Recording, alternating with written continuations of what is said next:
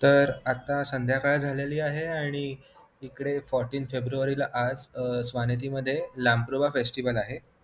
या लांप्रोबा फेस्टिवलमध्ये स्वान लोकं आपल्या घरांच्या आणि गावातील प्रमुख स्थळी एक सामूहिक आग लावतात.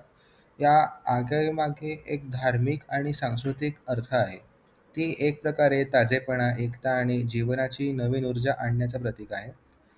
ही आग त्यांच्या स्वान लोकांच्या पूर्वजांच्या आशीर्वादाची प्रतीक मानली जाते आणि त्या आगीच्या आसपास गाणी, नृत्य आणि धार्मिक विधींचा आयोजन केलं जातं. त्यात लोक एकत्र येतात, गाणी गातात आणि पारंपरिक नृत्य करतात, ज्यामुळे समुदायाची एकता आणि सांस्कृतिक जाणीव दृढ होते.